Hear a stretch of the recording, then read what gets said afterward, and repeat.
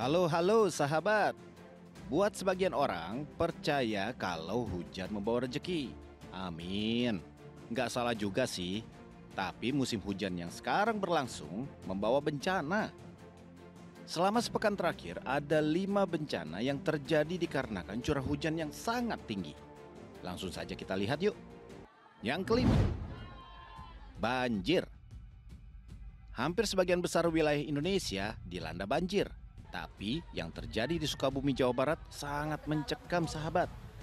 Lihat saja, mobil disapu banjir bandang. Banjir bandang ini terjadi 4 Desember lalu karena hujan turun dengan intensitas tinggi sehingga Sungai Cikaso tak mampu menampung air hujan. Akhirnya meluap ke jalan raya.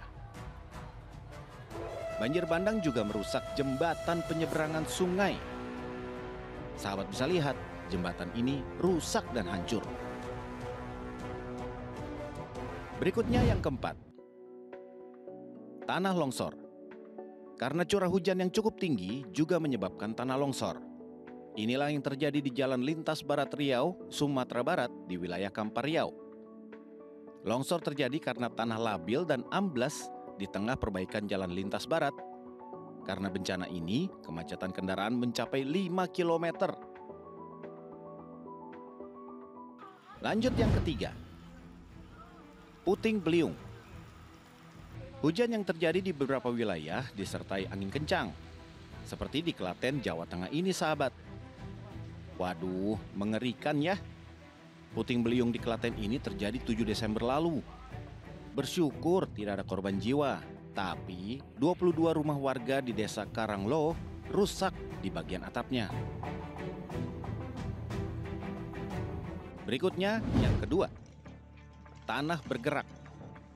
Fenomena tanah bergerak ini juga harus kita waspadai ya sahabat. Senin sore, tanah bergerak akibat curah hujan tinggi menghancurkan puluhan rumah di desa Payaungan, Kecamatan Cihara, Lebak, Banten. Gak ada korban jiwa sih, seluruh penghuni rumah sudah mengungsi ke tempat yang lebih aman. Syukurlah. Tapi tanah bergerak nggak melulu karena dampak langsung dari hujan ya sahabat. Seperti yang terjadi di Asahan, Sumatera Utara, Senin siang. 3 rumah milik warga hancur karena tanah yang labil akibat dari abrasi sungai. Abrasi terjadi karena terkikisnya lapisan tanah oleh aliran air. Dan yang pertama, gempa bumi. Bencana yang satu ini memang gak ada kaitannya dengan hujan sahabat. Tapi seperti kita tahu, kalau tanah air kita ini terdapat gempa tektonik yang berasal dari patahan di dasar laut dan gempa vulkanik yang berasal dari gunung berapi. Dan yang dialami saudara-saudara kita di desa Sukalila dan desa Mekarjaya, Garut, Jawa Barat ini adalah gempa tektonik berskala 4,2 magnitudo.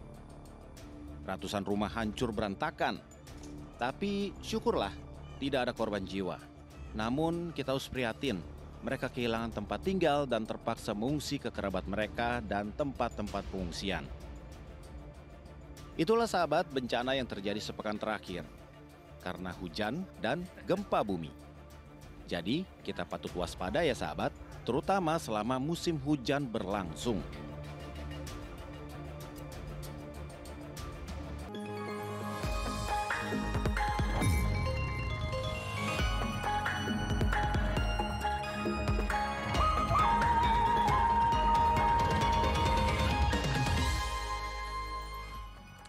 Mengerikan ya bikin Oscar was-was ya.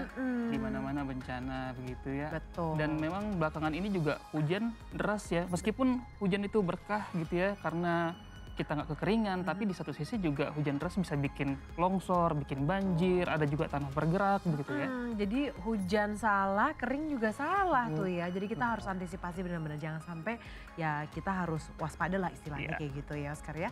Wah, kita sapa dulu nih sahabat RTV yang ada di rumah. Oh iya, sampai kelupaan nih. Sampai kelupaan ya kan. Hai sahabat RTV yang ada di rumah, kita ketemu lagi ya di Lensa Indonesia Malam ya. Tentunya bersama saya Tasya Syarif. Dan saya Oscar. Langsung aja kita bahas berita pertama. Tadi kita udah bahas tentang bencana-bencana. Nah ini kita ya. alihkan dulu ke hal-hal yang enak nih malam-malam. Pasti makanan kan. Bahas kuliner. Oscar mau berbagi informasi apa soal Kamu suka kuliner? makanan masak-masakan Jawa nggak? Suka dong. Yang apa nih? Oh Nah, ini makanan dia Jawa ya? tampilannya masakan Wah, khas mau dong. Jawa. Tapi ini adanya bukan di Jawa Tengah ataupun Jawa Timur, justru mana? adanya di Lampung. Ya ampun itu kan Sumatera. Sumatera, tapi kan suku Jawa kan menyebar kemana-mana ya, termasuk Penasaran di ya? Lampung ya. Penasaran kayak apa? Langsung aja kita Langsung lihat aja kita ini lihat. dia.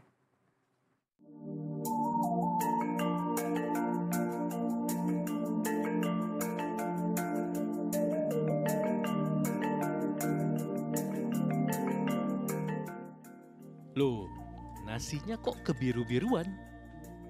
Lah, minumannya juga tuh. Kena lunturan apa ya? Hehehe, bukan sahabat. Nasi sama minuman ini nggak kelunturan apa-apa kok. Ini tuh hasil olahan bunga telang. Nah, tahu nggak bunga telang kayak gimana? Nih, yang namanya bunga telang nih.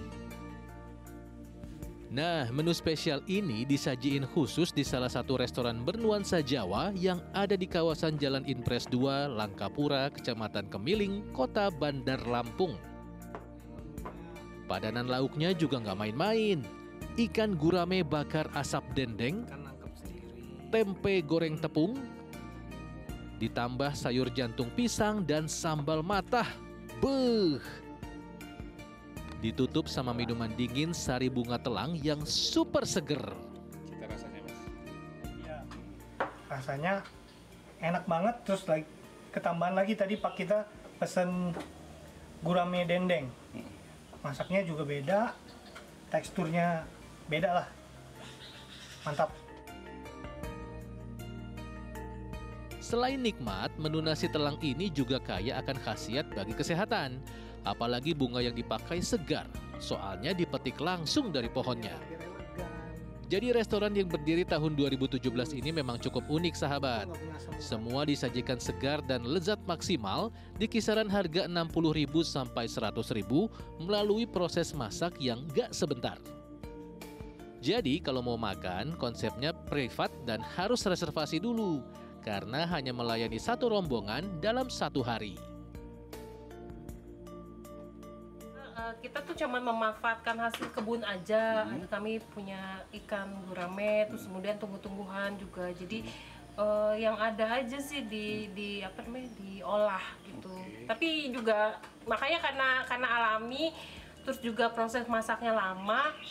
Kayak ikan dendeng aja butuh waktu antara 2 sampai 3 jam untuk satu ekor ikan. Jadi memang harus reservasi dulu. Kami nggak ready stock karena nggak nyetok bahan-bahan juga sih. Bunga telang sendiri dipercaya memiliki antioksidan tinggi, dapat mengurangi risiko hipertensi, penyakit jantung, baik untuk kesehatan otak, serta mengatasi peradangan. Tapi yang paling penting sih bikin perut kenyang dan suasana hati riang. Cocok banget deh jadi rekomendasi tempat makan kamu dan keluarga. Dari Kota Bandar Lampung, Provinsi Lampung, Ferry Novianto, RTV. Oh, nggak cuma enak dan menggiurkan, tapi juga berkhasiat ya dari bunga telangnya tadi itu. Tinggi antioksidan dan juga banyak vitamin-vitaminnya gitu ya. Jadi nggak cuma dari si Betul. proteinnya aja, dapat dari nasi yang dicampur bunga telang juga ada manfaatnya tuh Oscar tuh. Betul. Nah, Iya. selain tadi berita yang enak-enak, ini ada berita yang kurang enak juga. Abis kurang enak, kurang enak lagi ya Oscar ya. Apa kali Ini dari Jayapura, Papua. Di ada sana apa tuh? kan sudah mulai itu ya, rekapitulasi, pleno rekapitulasi. Tapi ternyata ini diwarnai kericuhan karena ada provokator di situ. Ada provokator ya. Ini Betul. kayaknya provokator emang senengnya bikin ricu dan kalau lihat yang damai-damai pengen langsung diacak-acak gitu kayaknya. Nah, itu dia. Jadi sedikit ada keributan langsung melempar batu untuk ngompor-ngomporin, manas-manasin. Tapi untungnya katanya petugasnya berhasil meredakan semuanya. Tapi kira-kira ada nggak ya korban jiwa? Kita lihat ini dia informasinya.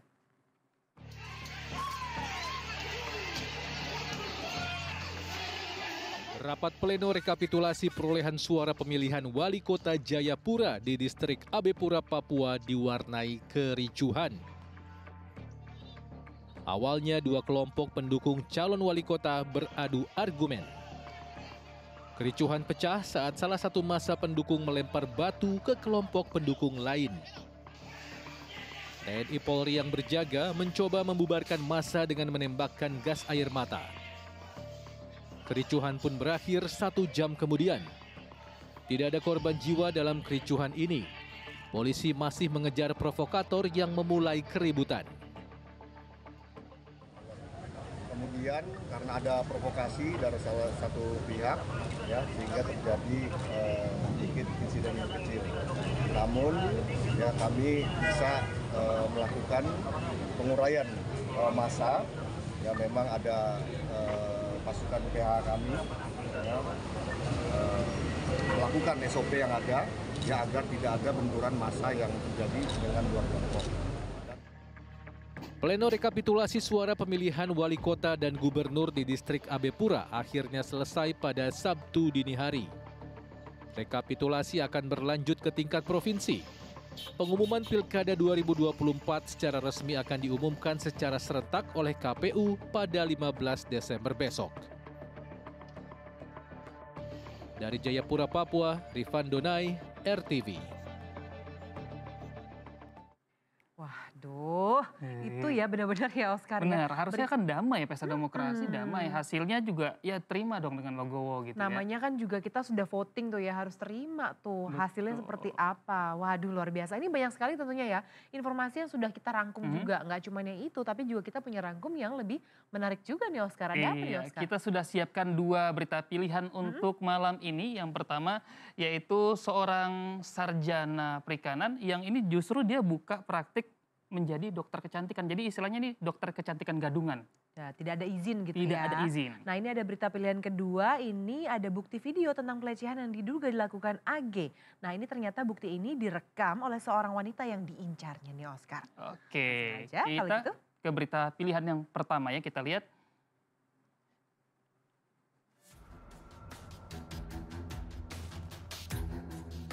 Sahabat tahu kan praktek dokter kecantikan yang ini? Yap, yang gosok-gosok muka pasiennya pakai alat sampai berdarah-darah. Tapi hasil akhirnya bikin pangling, kinclong banget. Penasaran? Tahan dulu. Ini dia nih si dokternya sekarang. Yap, RA pemilik Ria Beauty jadi pesakitan dengan seragam baju oranye khas Polda Metro Jaya. Dia ditangkap saat sedang praktek dokter-dokteran di sebuah apartemen di Jakarta. Ada 6 wanita dan 1 laki-laki yang sedang jadi pasien dokter-dokterannya ini. Kenapa dokter-dokteran? Soalnya kata polisi si RA ini nggak punya izin praktek. Udah gitu sekolahnya pun bukan sekolah kedokteran, melainkan sarjana perikanan.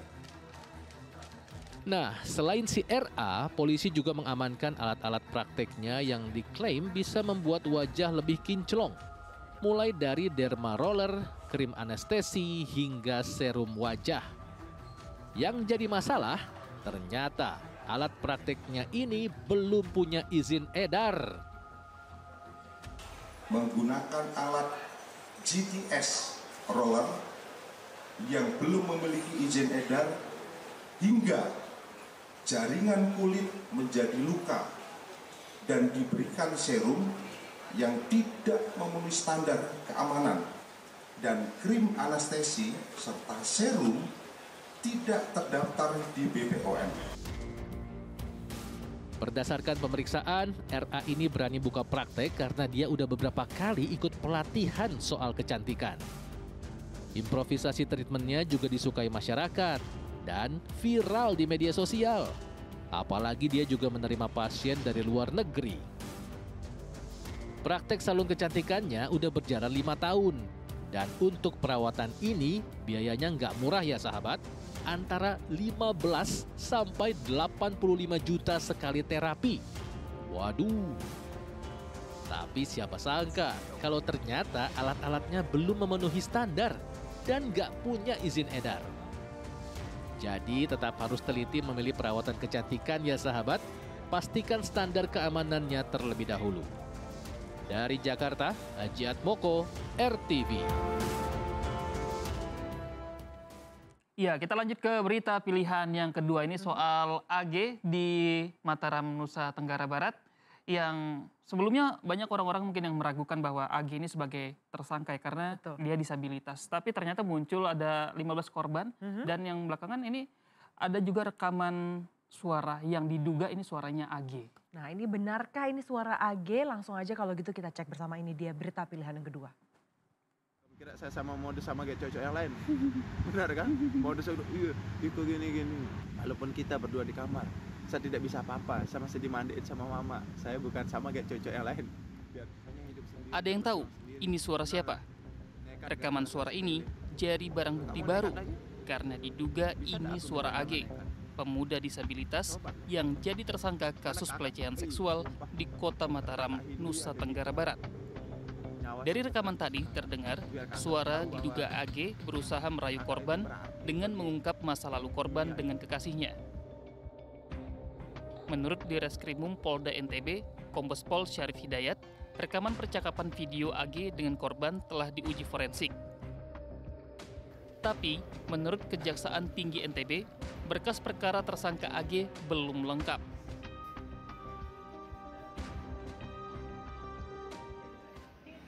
Penelitian berkas perkara masih terdapat kekurangan alat bukti sehingga kami memberikan petunjuk apa yang harus dilengkapi. AG jadi tersangka usai dilaporkan salah satu korban berinisial MA, seorang mahasiswi perguruan tinggi di Mataram. Kondisi tersangka yang disabilitas membuat publik ragu. Tapi belakangan justru bermunculan korban-korban baru dan kian bertambah jadi 15 orang. Akankah rekaman suara tadi menjadi bukti kuat yang mengarah pada AG sebagai tersangka? Dari Mataram, Lombok, Nusa Tenggara Barat, Sofiana, RTV.